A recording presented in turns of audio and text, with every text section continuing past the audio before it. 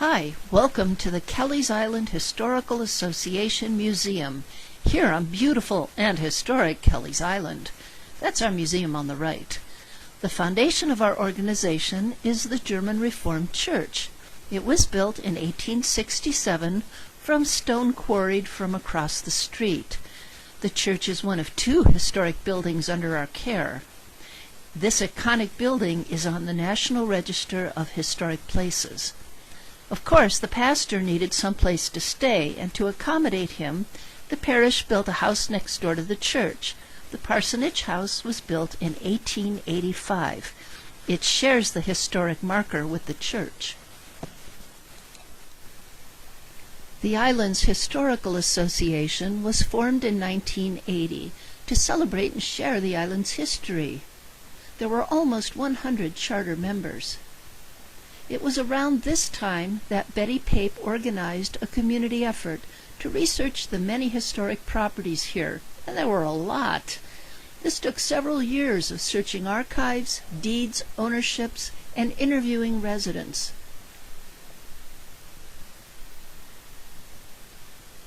It's really hard to believe that these houses are all over 100 years old. Pretty much every building on the island has a very interesting history.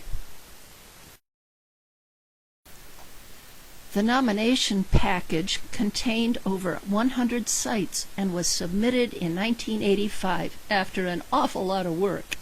In 1989, Kelleys Island was designated an historic district, and its buildings were added to the National Register of Historic Places.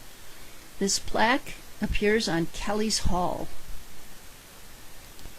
So, with this incredible history, so well documented, and with so much energy and enthusiasm, a group of dedicated volunteers decided to look towards the future. We envisioned a museum to house artifacts that would tell the story of this small island. We spent years fundraising. We wanted a building, but did not want any debt associated with it. We held bake sales, we had cocktail parties, and we sold handmade quilts. Until we could get our museum built, we displayed some artifacts in the church and offered a small selection of items for sale in the smallest gift shop on the island. This was truly a grassroots effort and was accomplished by volunteers. Finally, and it took us long enough, 25 years later, in 2005, we dedicated our new building. Our original displays were pretty much a bare-bones gallery approach. However, over the years, they have evolved.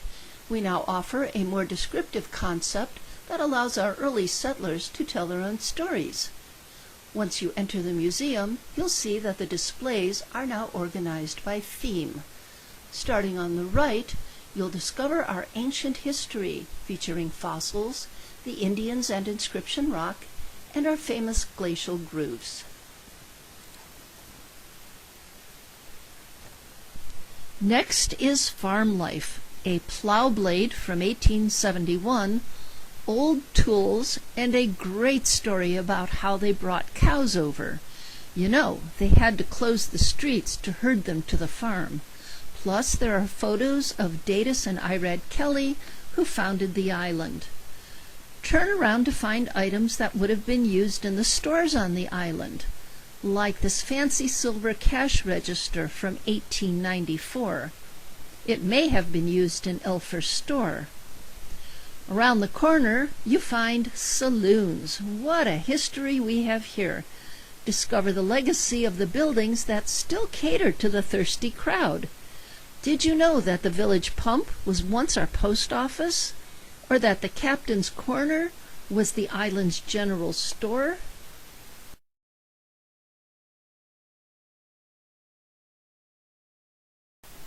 Check out our picture wall. Each one is an interesting story, from the Kelleys Island Wine Company to the winter mail boat.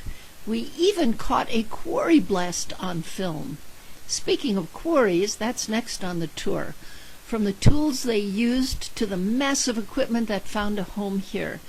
These men worked with black powder, hand drills, and horse-drawn stone carts before they even started using dynamite. Then we move on to commercial fishing. The work was grueling, but it provided an income for our hardy fishermen. As we round the corner, we find our winter. Our intrepid islanders crossed the ice to bring us the mail during the winter.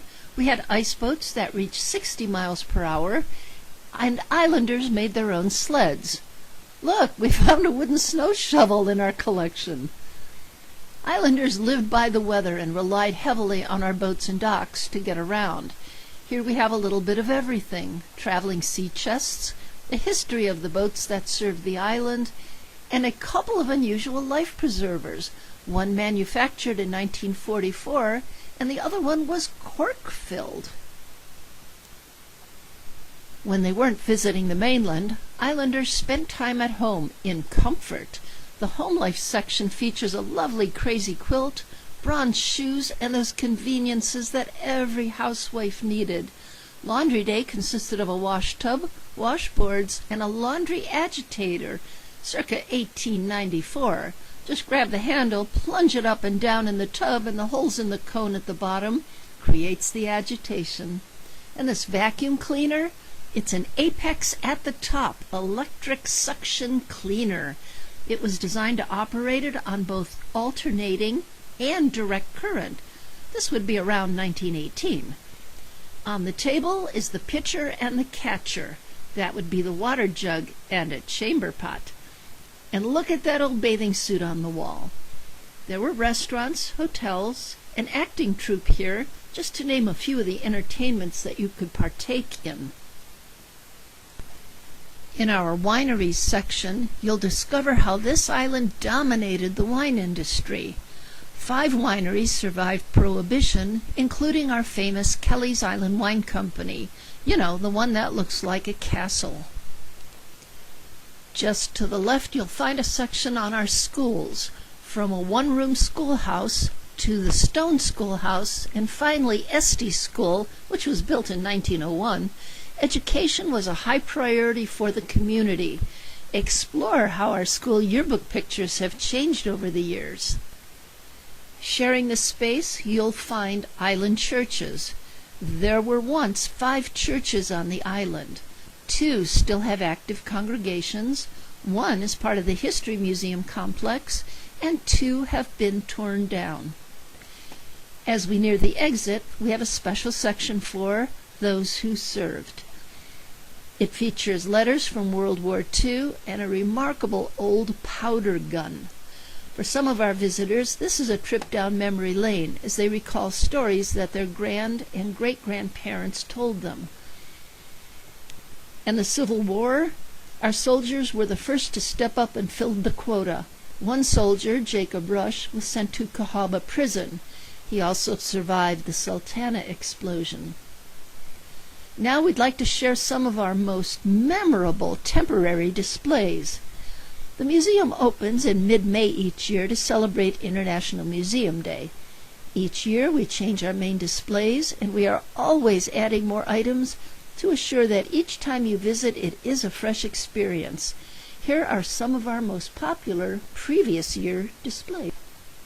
In 2017 it was a Kelleys Island kitchen. The items on display were unusual and featured things you might have found in your grandmother's kitchen. We asked people what their favorite grandma meal was, and 65 people responded. We featured such unusual items as an electric toaster from the 1920s, a bread maker patented in 1906. The dough goes inside and you crank it and mixes the dough, a Sunbeam Mixmaster, a Waring blender, and an ice cream maker patented in 1912. We handed out wooden spoons to celebrate, and everyone loved to have their picture taken. In retrospect, however, sending kids home in a car with wooden spoons might not have been the best idea. In 2018, we answered one of our most asked questions: how do we get our electricity? Through posters, old documents, and memorabilia, we shared what has to be one of the most interesting facets of island life. From making candles to gas lights to the electric cables that feed the island its electricity. It was all documented in our display. You can pause the show to read each poster. Our original electric cable was installed in 1953, and we have samples of the newer ones. Our visitors found this particular display very electrifying. A second display told the story of island bathing beauties, with vintage bathing suits and lots of pictures of islanders enjoying the water. We had so much fun with this, everyone had a photo to contribute.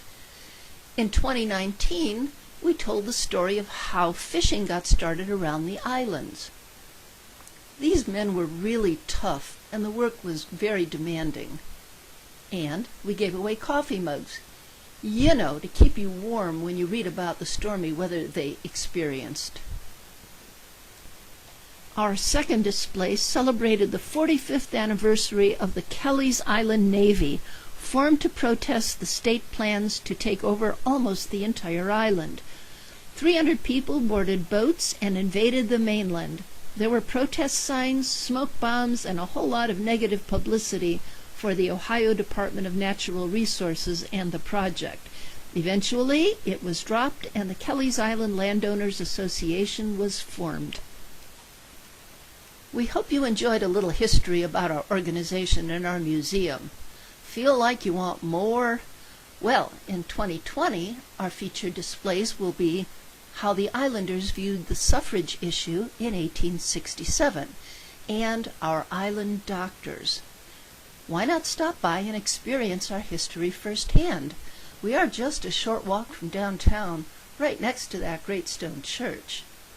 Our gift shop is a super place to find the most unusual things.